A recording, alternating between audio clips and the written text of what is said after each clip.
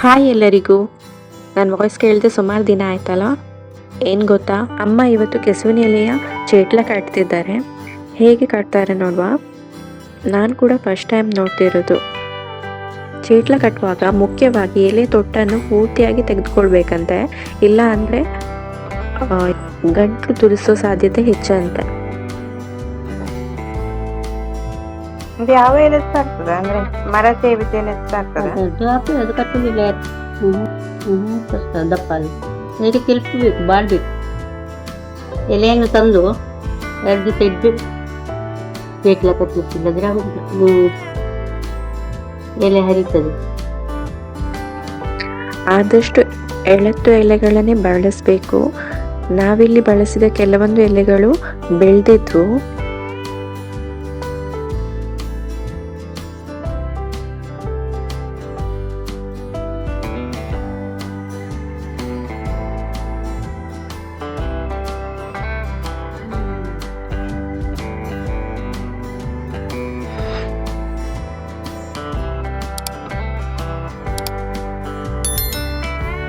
ಕಟ್ಟಿ ಇಡ್ಬೇಕು ಒಂದ್ ದಿವಸ.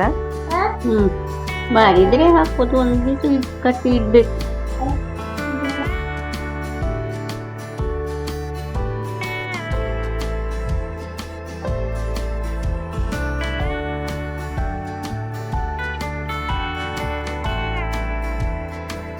ನಾನು ಕೂಡ ಕಲಿತು ಅಮ್ಮನ ಜೊತೆ ಸೇರಿಕೊಂಡು ಒಂದಷ್ಟು ಚೇಟ್ಲಗಳನ್ನು ಮಾಡಿದೆ.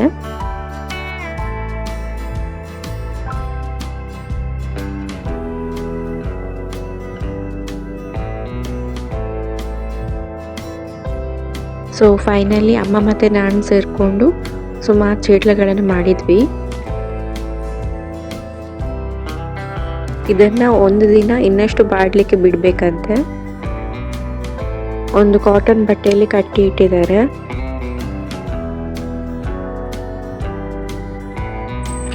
ಈಗ ಇಲ್ಲಿ ಅಮ್ಮ ಮಂಗಳೂರು ಸೌತೆಕಾಯಿ ಮತ್ತು ಹಲಸಿನ ಬೀಜ ಹಾಕಿ ಸಾರು ಮಾಡ್ತಿದ್ದಾರೆ. ಈ ಸಾರಿಗೆ ನಿನ್ನೆ ಕಟ್ಟಿದ ಚೇಟ್ಲವನ್ನು ಹಾಕ್ತಾರೆ. ಇದೀಗ ನಿನ್ನೆ ಕಟ್ಟಿದ್ದು ಬಟ್ಟೆಯಲ್ಲಿ ಕಟ್ಟಿದ್ದನ್ನು ತೆಗಿತಾ ಇದ್ದೇನೆ. ಚೆನ್ನಾಗಿ ಬಾಡಿದೆ. ಬಾಡದೇ ಇರುವ ಎಲೆಯಿಂದ ಕಟ್ಟಿದ್ದೆಲ್ಲ ಕೆಲವು ಬಿಡಿಸಿ ಹೋಗಿದೆ. ತೋಟದಲ್ಲಿ 4 ಅಣಬೆ ಸಿಕ್ಕಿತ್ತು ಅಪ್ಪನಿಗೆ, ಹಾಗೆ ಅಣಬೆ ಕೂಡ ತಂದಿದ್ರು ಪದಾರ್ಥಕ್ಕೆ, ಅದನ್ನು ಹಾಕಿದ್ರು ಅಮ್ಮ.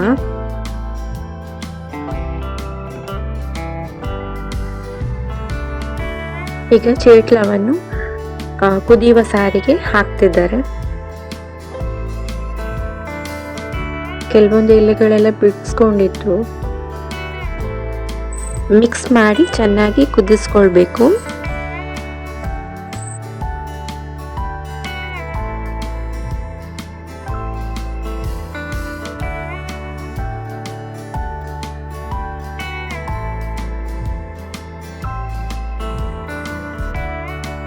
ಸೊ ಫೈನಲಿ ಸೌತೆಕಾಯಿ ಜೊತೆ ಚೇಟ್ಲ ಸಾಂಬಾರ್ ರೆಡಿಯಾಗಿದೆ.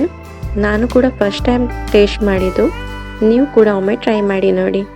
ವಿಡಿಯೋ ಇಷ್ಟ ಆಗಿದ್ರೆ ಲೈಕ್ ಮಾಡಿ, ಹಾಗೆ ಸಬ್ಸ್ಕ್ರೈಬ್ ಮಾಡಿದ್ರೆ ನೋಡ್ತಿದ್ರೆ ಪ್ಲೀಸ್ ಸಬ್ಸ್ಕ್ರೈಬ್ ಮಾಡಿ. Thank you.